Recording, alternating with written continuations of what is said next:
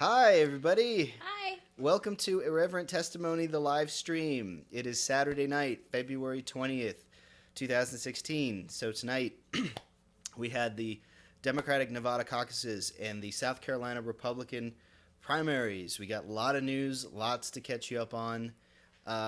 First things first, let's back up, Rachel, and recap what happened on the Democratic side earlier today. So I didn't get a chance to watch all these things, but I got constant updates. On the Democratic side, Hillary Clinton won. She won. Fairly handily. It wasn't like she didn't sweep or anything, but she won by, we're Looks like still 5, waiting 6 to hear, but points. 5-6 points, which we weren't sure that was going to happen. We were pretty sure that Bernie was going to take it. So that was great for me. And for Hillary. And for Hillary, for sure. And not good for Bernie. His momentum is not good now. We talked about this on the podcast last night. He needed to win tonight. And I know the Bernie supporters are not going to agree with that. The Bernie campaign, their initial spin was, hey, look, the last time this was polled, we were down 40, so we proved we could come back and we can appeal to a diverse population. And so that's nice spin. I mean, he's not going anywhere. His supporters aren't going to bail. But the problem is, when you're looking ahead to Super Tuesday, well, just when you're looking ahead to South Carolina, which is just in 8 days now, right? Yeah. When you're looking ahead to South Carolina, it looks like Hillary's going to clean up there. The polls just aren't moving in his favor. Yeah. She's still holding commanding leads down there, 20 or more points. And then you get into Super Tuesday, and in almost every state, not only is she leading, but she's leading big. And these are polls by a good reputable firm that just came out a couple days ago. So yeah.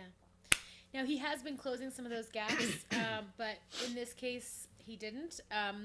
And from everything that we know about South Carolina, he's certainly not going to there. So she's going to win handily, which makes it that out of the first 4 primaries and caucuses, he's won 1. Yeah. For our friend out there, Molly, if you're watching this, if you just want to shoot us a text and let us know if the video and the audio is working. That'd be great. And of course, if she can't hear us, then, well, she might just text us that she can't hear us. Yeah. Okay. Anyway, so there's that. The next big news on the Republican side, we're still watching some of the results trickle in. But the big news is, first things first, you want to talk about what's up there on that red bar?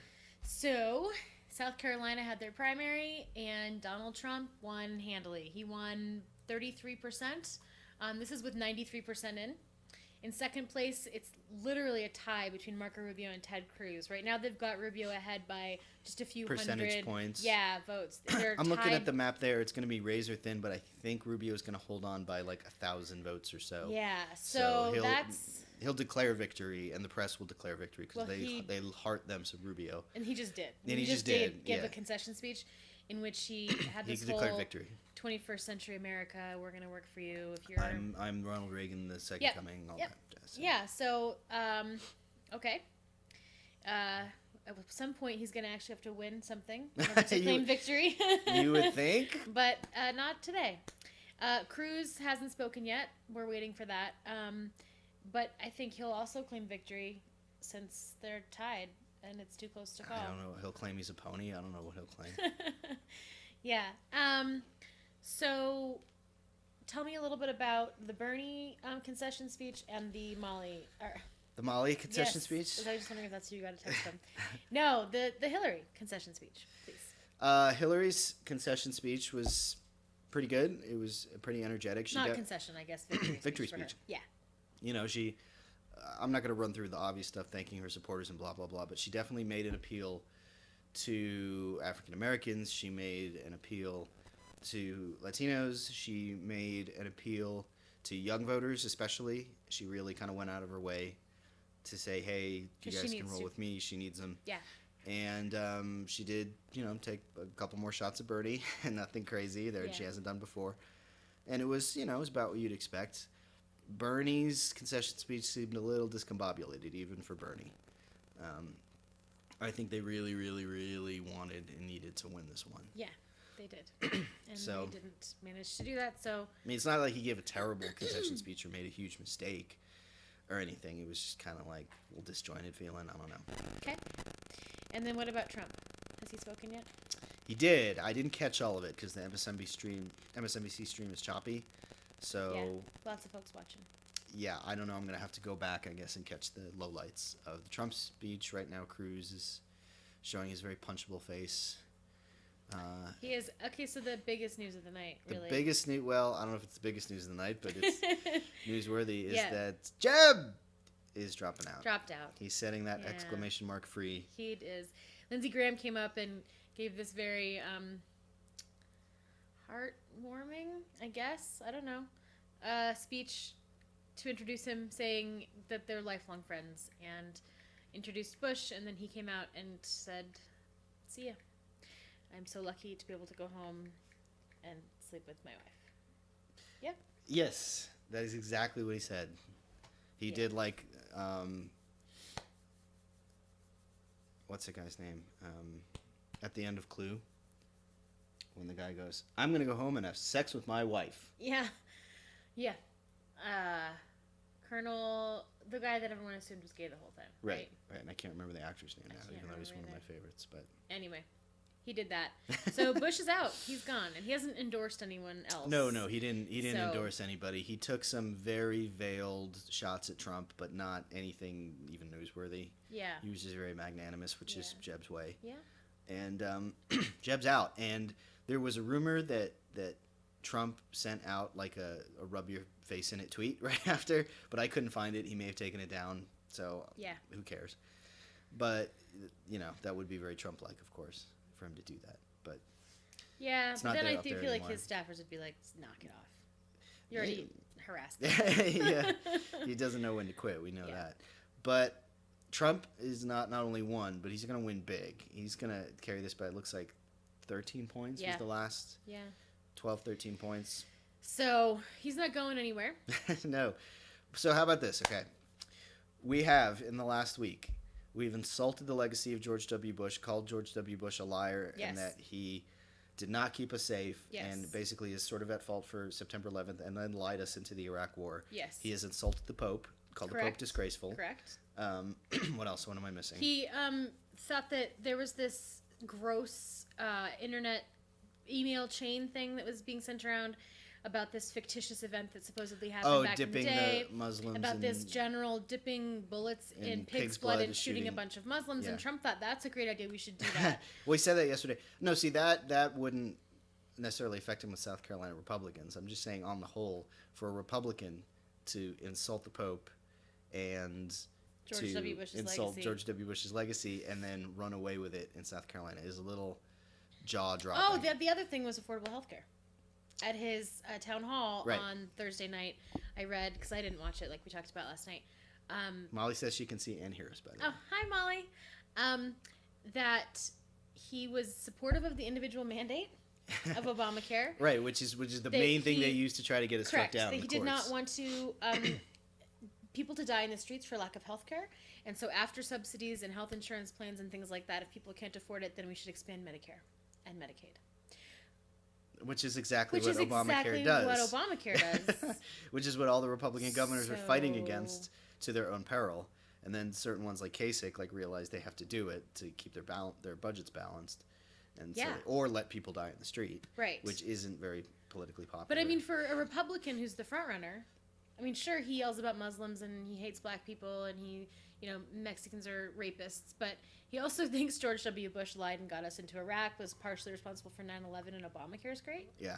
So it looks like Rubio's going to hold on to second place with 23%, and it looks like Trump's win will be by 10. Still pretty significant. But Cruz has 22 at this moment. Cruz has 22, Rubio has 23, Trump has 33%. So, I mean, Cruz and Rubio are within right, they're essentially tied, yeah. But of course, they'll both claim victory essentially, because what they're assuming is Trump's not a real candidate, he's not going to exist, so what really matters is who else is left, right? Yeah, exactly. And with someone like Bush dropping out, does his support go to Rubio? Yeah.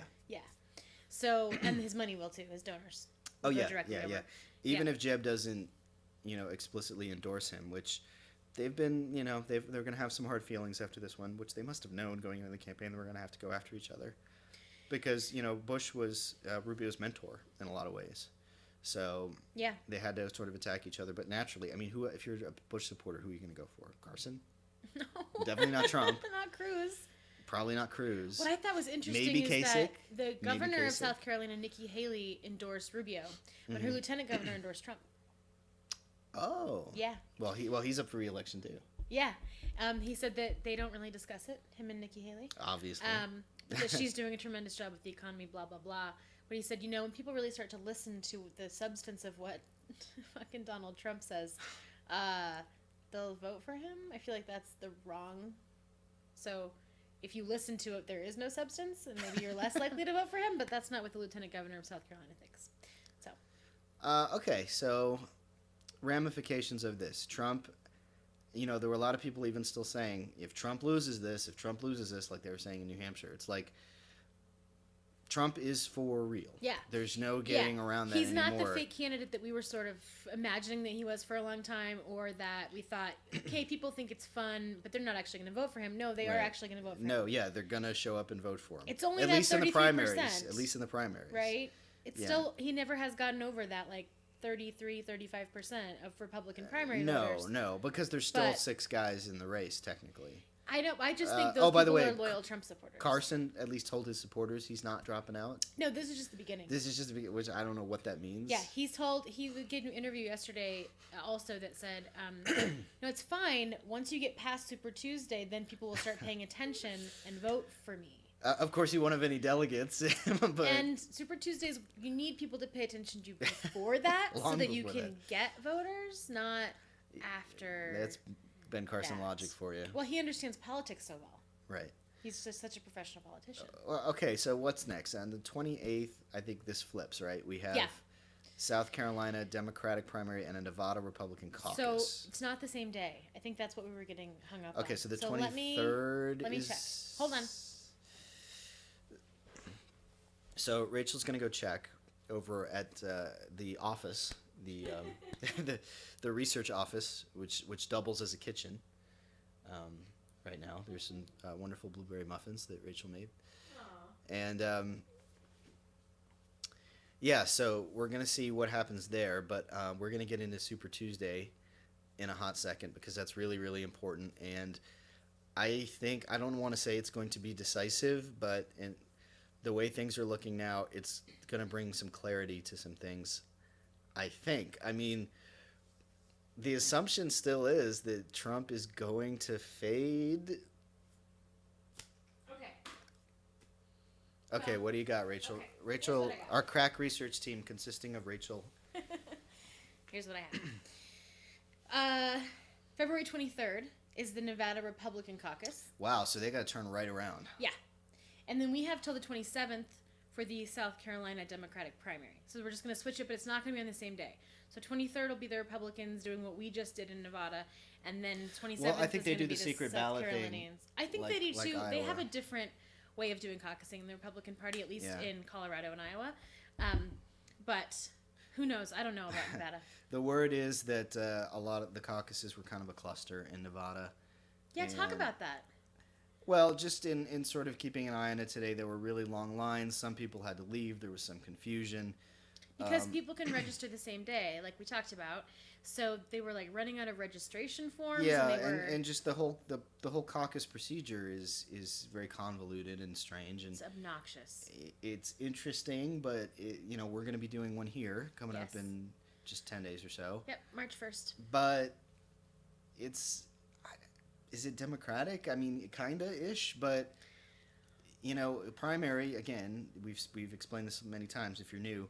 Primary, you show up and vote, just like a regular election. Yep. You show up, you cast your ballot, and that's it. No one's talking to you, yelling at you. You're not joining a group. There's nothing like that. You go into the booth and you place your vote. Yes. And takes 5 minutes. The caucus is a whole ordeal. You walk into a room, you join different camps, then they pare it down, and people make speeches and try to convince you to move over to their team because their candidate's better. And in Nevada, once you finally decide, then it's sort of counted up like a primary, sort of ish, but not really.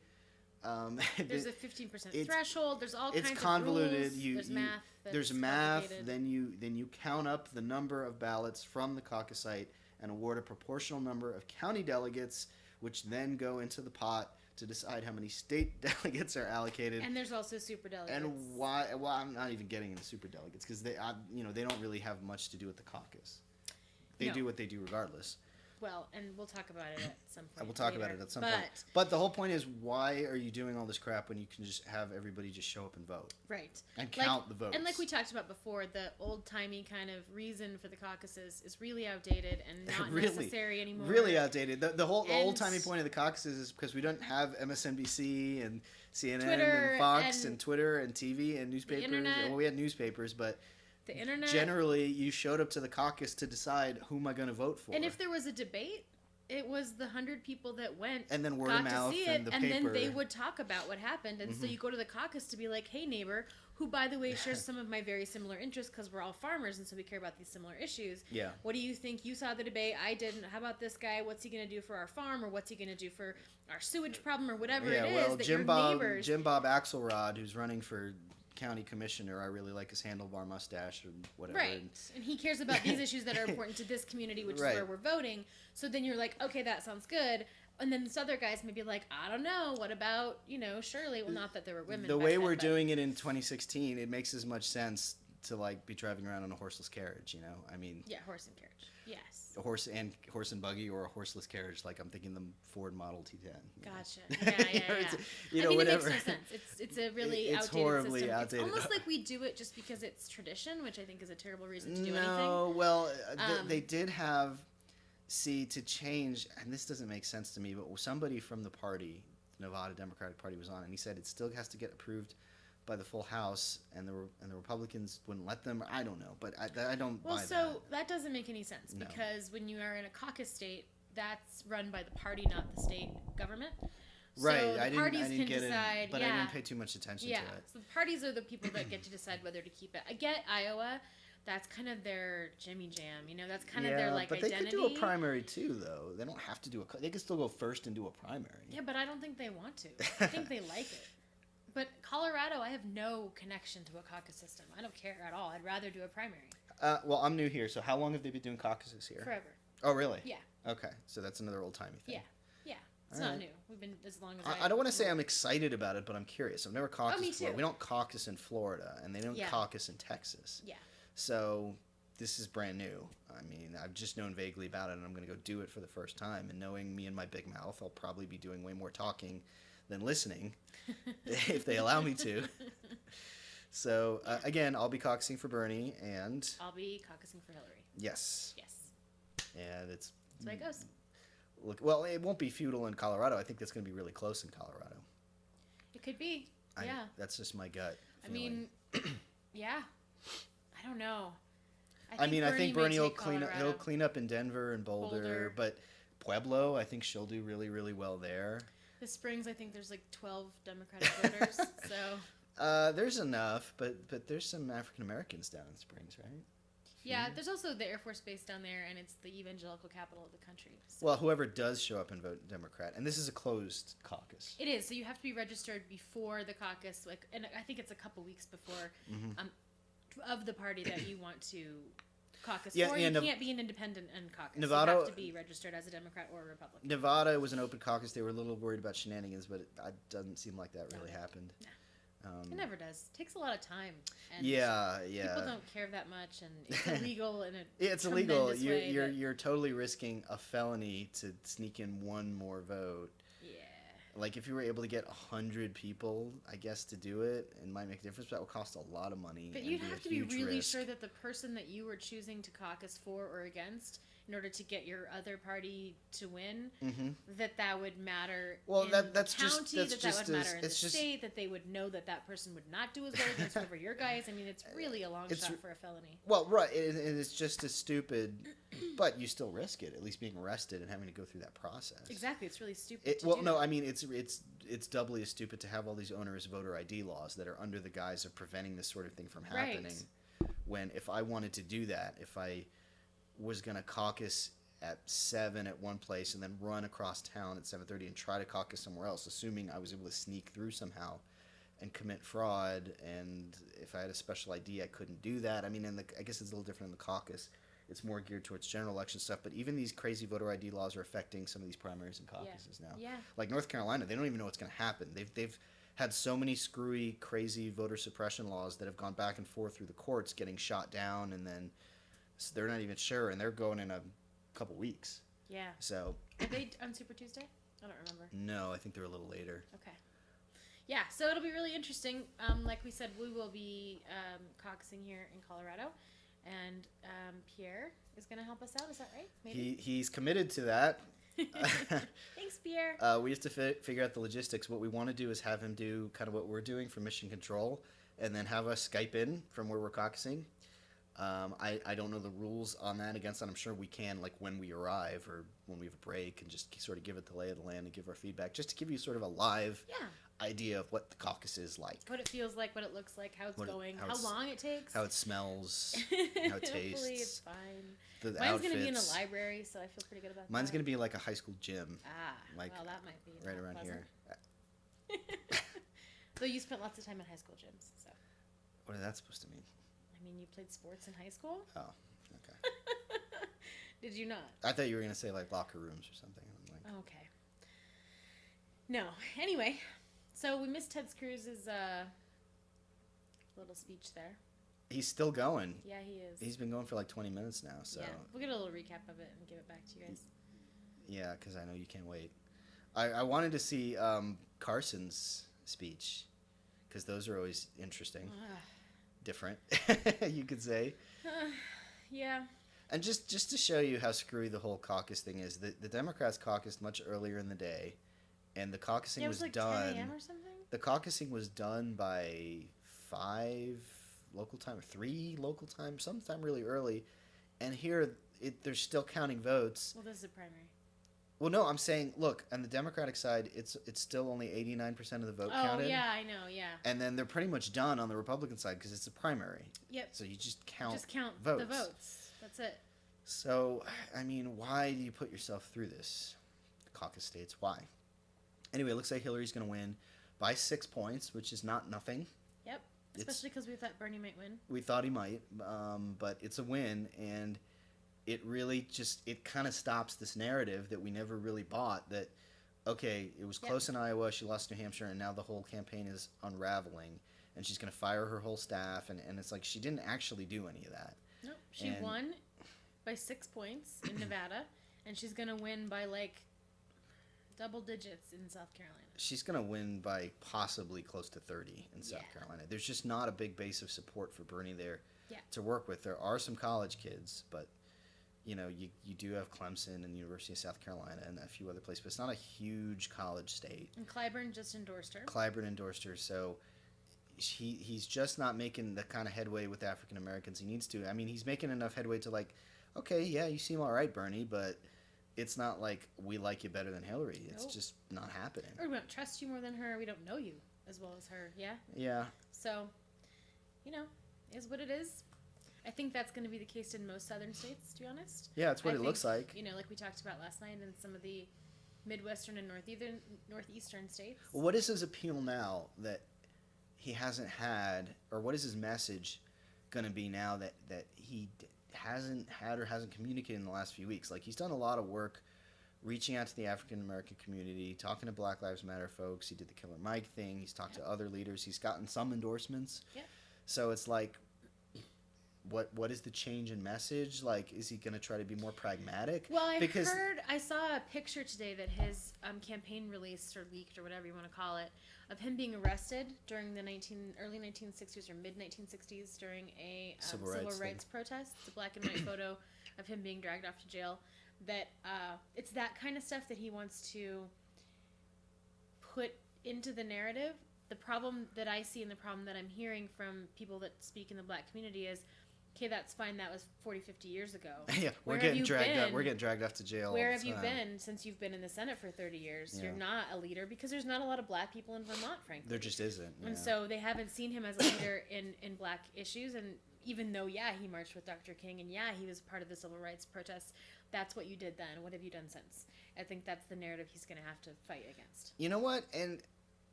you know, people always accuse African American voters of playing identity politics. Mm-hmm.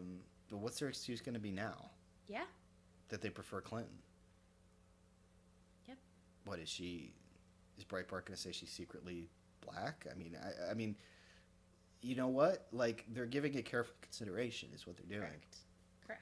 And there's some things that they don't like about Clinton from the 90s. It was also the 90s, and since then, what has she done? And I think quite a bit. And I think her message of pragmatism, yes, because African Americans have a right to be pretty damn cynical about government, yes, and how government works. And here's Bernie Sanders with these very, very lofty goals. And I think a lot of African Americans are like, hey, dude, that all sounds nice, but that's not realistic. Yep. Like, we need a politician who knows how to work it. Yes. And we know Hillary Clinton and her husband know how to work it. Yep. And we know, she's not going to, we're not so naive to think she's just going to pave the streets with gold for us or anybody else. Because we've been promised a lot of things over a lot of years, and very few of them have ever come to fruition. So incremental change, pragmatic change, and knowing how to work within the confines, even though they hate the system just like we do. Yes. They're realistic enough to understand working within the system to slowly and incrementally change the system makes a lot more sense than I'm going to get to the White House and suddenly everybody's going to have free tuition and free healthcare because we really want it. Which is sort of if we're going to just paint every group with a broad brush, which we sort of just did, it's the sort of what the millennials don't understand and do think. Well, see, I'm not convinced of that either. Is that I think a lot of millennials are new to this process. I happen to be one, although barely. You're not new to the process. I'm not new to the process at all. No. But I think that some of these, 17 going to be 18 by November, 19, 20-year-olds that have never really been a part of the political process, look at Bernie Sanders and think, oh my God, that's amazing. Let's do that, without really understanding, some of them at least. I think they're a little more savvy than that and nuanced than that. I hope so. Let us know. Tell me. I mean, I'm sure a good number of them that show up to the rallies and are thinking, I'm doing this because I want free education and free healthcare, and it'll happen if we this guy's vote saying him in. But yeah. another of them are more realistic and saying, okay, we might not get everything, but this is the kind of energy and really strong messaging we need to push forward our agenda. Yes. And that's a compelling point that, frankly, works more for me to the point where I'm supporting him. No, same with Dana. He feels that same way too. He also feels like Bernie's going to move the goalpost in a way that we're moving it to the left instead of trying I these think he already has, changes. right? Make the goal universal health care or make the goal free education. And if we get to debt-free, that's great. But we tried for this, so we're moving the goalpost. Well, Hillary's message is, well, that's just totally unrealistic, and go with me because I have a plan to get to the incremental place that I know we can get to. Yes. And that speaks to me because I think that's probably what's actually true. Well, it seems to be speaking to a lot of people, frankly. Yeah. So, that's kind of where we are. And if these polls hold up, Super Tuesday is now, 10 days away exactly? Mm-hmm. Yeah. And if these polls hold up, come the evening of Super Tuesday, she's going to have a massive lead. And not necessarily an insurmountable lead, but at that point, if things play out the way I expect them to, I would take something like an indictment or a giant misstep or a health scare or something. The only thing I would say about that is because our party does proportional delegation, if they get close in every race, if they're 53 to 47 or 52 to 48 or whatever, they're going to basically split the delegates in half. And once we get close to the convention, I don't think either of them have 23-28. No, because if it's down the line and Hillary's been winning consistently 53-47, she'll have enough of a cushion and the super delegates that I don't think there'll be much drama at the convention at all. The only way that can turn around is if he starts making these states where he's trailing now much, much closer somehow, despite the fact that he just lost all the momentum. And then you go into some of these much bigger delegate-rich states like Michigan and New York and New Jersey, and he's got to win those. And he's really not leading in any big state right now that I know. What about California? We don't have any polling data. We don't have polling data. And it's in June. It's in June, and Hillary's really, really popular in California. Yeah, but I bet Bernie is too. I bet he is too, but we'll see. Once again, people have vastly overrated Iowa and New Hampshire, and some people who know better have warned you not to overrate Iowa and New Hampshire. Everybody looks at them because they're the first two contests. And like we talked about when we covered those two, it's important just because it's the first time after a year of talking about nobody really would vote for that person or would or wouldn't. Yeah. We finally get some actual votes. But in terms of how that plays out for the rest of the country, it's almost meaningless. Demographically, they're weird. Yes. They're just not representative. You know, you just can't glean all that much out of it. Yep. Especially in Bernie's case, he was next door neighbor at Vermont. They've known him for years and years and years. I mean, I was excited and I wanted to extrapolate to the larger map, but I kind of knew in the back of my mind that wasn't terribly realistic. We even gave him some credit. We were like, maybe he'll win Nevada. Like, he looked like he was doing pretty well, and she just... Well, he made it close. Yeah, he did. He made it close. He did. I mean, there was some interesting stuff about the culinary union. And Harry Reid making a late call. And Harry Reid and some of the unions coming to her at the last minute, not necessarily as an endorsement, but as a sort of like, hey, yeah, so supposedly Harry Reid go vote kind of a thing. Made a late call to, and we're going to try to get one of those young union leaders on. Yeah, she was amazing. She was on MSNBC last night. Got the job at 23. She's 28 now. I would love to talk to her, so we're going to try to see if we can get a hold of her. But apparently Harry Reid made a call just the last couple days, and he's like, look, I'm not endorsing anybody, but you got to get your people out to vote. And they know, obviously, he's part of the establishment, and the unions do have a long history with the Clintons, so all the union bosses and chiefs probably rallied most of their people, because they were talking about the early returns from like all the casinos and the big restaurants, and like they were all going overwhelmingly. Those are all unions, and they were all going big for Hillary early. Which is really interesting. I think if I don't know what would have maybe changed this message, but considering Bernie's message of economic inequality and workers' rights and that kind of thing, I think it's a natural fit that unions would kind of go toward him. Yeah. And something got lost in the mix, whether it's just historically we know the Clintons, or whether I think the ground game wasn't great in Nevada or something, but somehow his message to unions, it didn't connect. Well, let's be fair, because it's tough to poll Nevada, especially for a caucus, but you can still vote, you can still poll and find out people's preference as a snapshot. And about a month ago, you had Hillary leading by like 40 points. So he didn't lie about that. So he wasn't on the map, and now he got on the map to the point where he made it a tight race. Yeah. That's not nothing. Yep. Unfortunately, it's less than what he needs. Yeah. Because he really needed to win. He needed to win. Yeah. And even had he won, you know, he still would have been in a world of crap come Super Tuesday. But now, you know, now the narrative, nobody can write a blog or a diary or a Politico hit piece next to the 85,000 Rubio is God articles that says the Clinton campaign is falling apart. Nope. After winning. Nope. They won by 6 points. You could get away with that in Iowa because it was so close and it was a virtual tie, and the polls showed her leading a little bit. You could certainly double down on that after New Hampshire and Bernie won big, even though most people expected that. But now... he was supposed to maybe win or close, and she made it out by 6 points. And when South Carolina happens, it's going to be New Hampshire reverse. Yeah. She's going to kill him in New Hampshire. Yeah, I don't even think we're going to do a stream that night. No, we'll just be like, yes. Yeah, because we're really not expecting... If something goes crazy, the we'll world jump melts online. Down, we will let you know, but expect Hillary Clinton to win by 20, 25, 30 points. Sure. And then that's just leading in, and that's more momentum, leading into more states. Which is only a few days later. Which is only a few days later. 4 days later. Where she's got these big leads. The only places she doesn't is Oklahoma's tight. And what does it have, 5 delegates or something? In Massachusetts, he's leading. That makes sense. That's got a lot of delegates, but he's not leading by a huge margin. Yeah. So I think Colorado's going to be close. I really do. Yeah, I don't know how Colorado's going to go. I don't think they polled us semi recently. No, we didn't have any recent polls when we looked yesterday. I mean, I went to a Bernie rally in Boulder, and it was wonderful. It was hot, and it was outside, and there were bugs, but. Yeah, he's gonna get all the Boulderites, great, and he's gonna get all the young. There was a huge crowd. Denverites, but Fort Collins he'll win. Fort Collins, Boulder, he'll Denver, do well, and those are the 3 biggest, other than Colorado Springs, population centers in the state. As far as rural voters go, most of them are Republicans, so we won't have the a huge ones that turnout are there. Democrat will go for Hillary. Yep. And no, but Pueblo's pretty densely populated too, and that'll probably go strongly for Hillary. Yeah. And then some of the other southern places. And if we do it by county, then that's Grand a whole Junction will probably thing. go for Hillary. Because our counties are really interestingly placed. And then the mountain communities, I think, will go.